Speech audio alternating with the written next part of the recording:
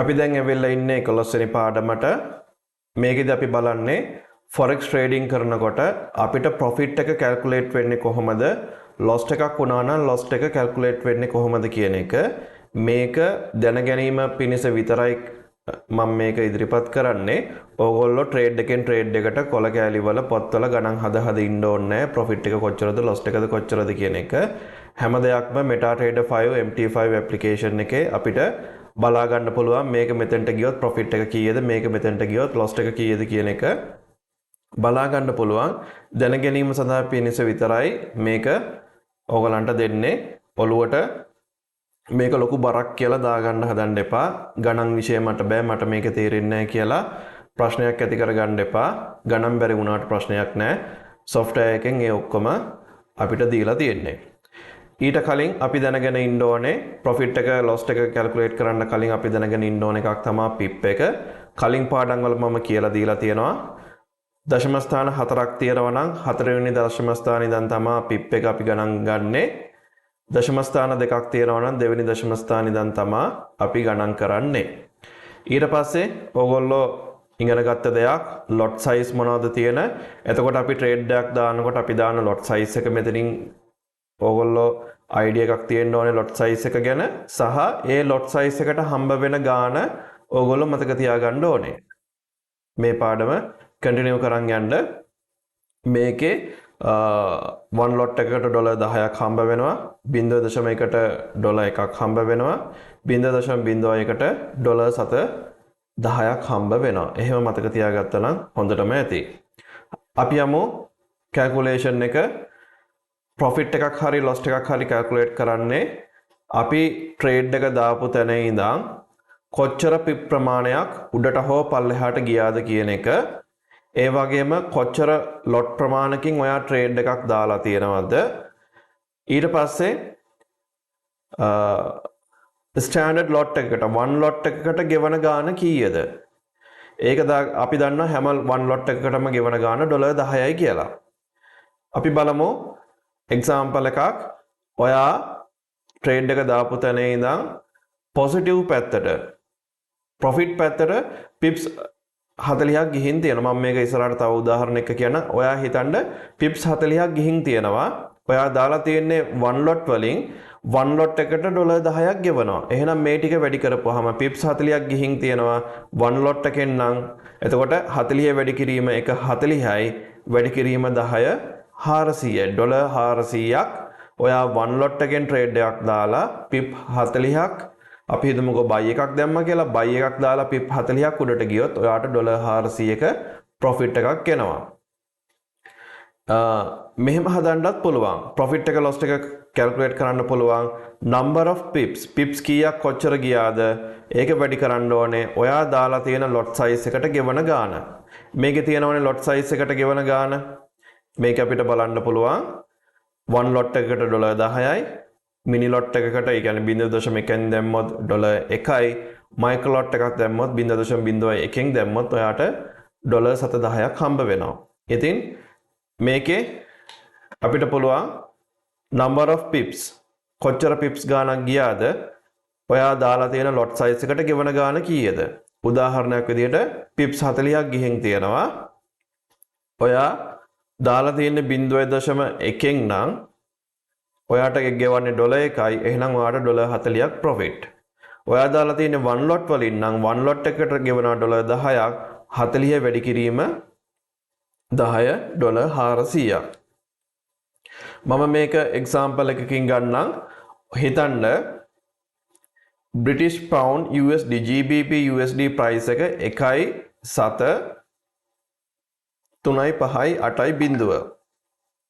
profit එක calculate කරන්නේ බිඳුවේ ඉඳන් හරිද දශම ස්ථාන 4 ඉඳන් ඔයා මේ වෙලාවේ දාලා තියෙනවා buy එකක් 0.1 හරි. දැන් price එක වෙලා තියෙනවා 1.3602. එතකොට pips කීයක් වැඩි වෙලා තියෙනවද? 3580 ඉඳන් 600ට pip 20ක් වැඩි වෙලා තියෙනවා. එහෙනම් pip 20 හරිද? දාලා තියෙන number of lot 0.1 lot එකකට ගෙවන්නේ 10ක්.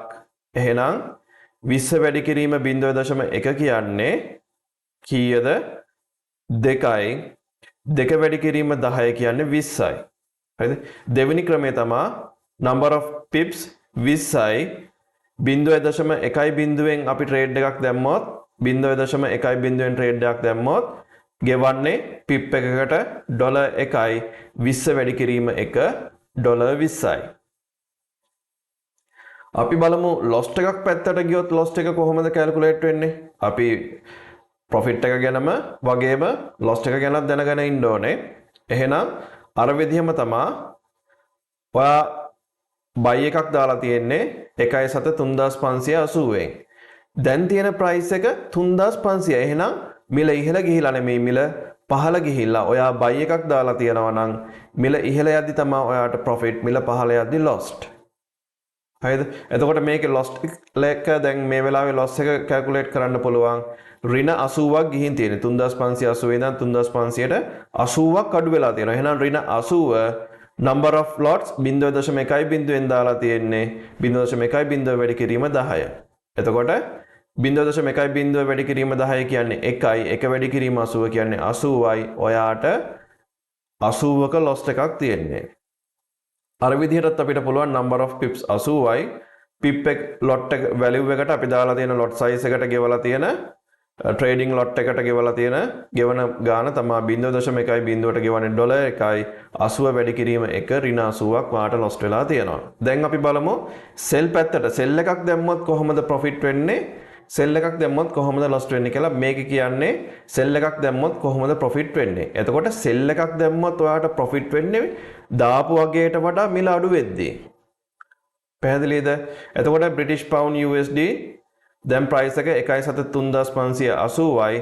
ඔයා price එක sell එක දාපු වෙලාවේදී දැන් price එක 3500. එහෙනම් 80ක් අඩු වෙලානේ.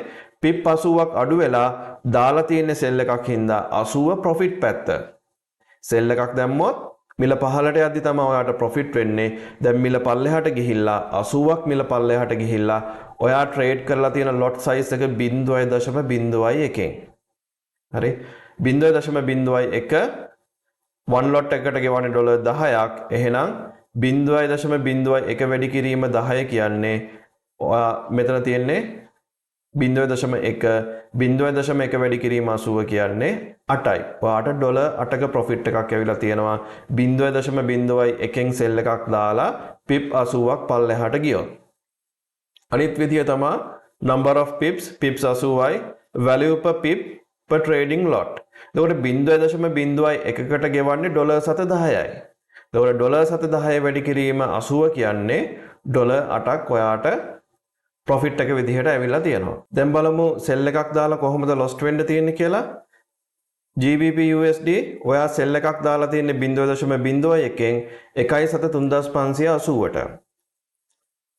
දැන් price එක 1.3600ක්. ඒ කියන්නේ මිල වැඩි වෙලා. ඔයා දාලා තියෙන්නේ sell එකක් මිල පහළට යයි කියලා. මිල පහළට ගිහිලා නැහැ. මිල ඉහළට ගිහිලා තියෙන්නේ pip 20ක් වැඩි වෙලා. 580 ඉඳන් 620ක ඩිෆරන්ස් එකක් තියෙනවා. එතකොට pips 20ක් ඍණ පැත්තට ගිහිලා තියෙනවා. දාලා තියෙන්නේ 0.01න් lot එකට ගෙවන්නේ ඩොලර් 10ක්. එතකොට 20 වැඩි කිරීම 0.1 කියන්නේ 0.2 වැඩි කිරීම 10 කියන්නේ ඔයාට ඩොලර් 2ක lost එකක් මේ වෙලාවේ පෙන්නනවා. අනිත් විදිහට අපි බැලුවොත් number of pips 20යි 0.01කට ගෙවන ගාන 710යි 710 වැඩි කිරීම 20 කියන්නේ ඩොලර් 2ක lost එකක්. ඉතින් ওই විදිහට තමයි forex වල trade කරනකොට profit එකක් එහෙම නැත්නම් loss එකක් calculate කරන්නේ. මේවා ඔළුවේ තියාගන්න ගණන් හදන්න අවශ්‍යතාවයක් නැහැ. ඕගලන්ට MT5 platform එකේදී automatically අපි take profit තියනකොට ඒ තැන්වලදී profit එක කොච්චරද කියලා automatically calculate කරලා පෙන්නනවා. එහෙනම් අපි ඉතිරි පාඩම් වලිනුත් ඉස්සරහදී හම්බ වෙමු.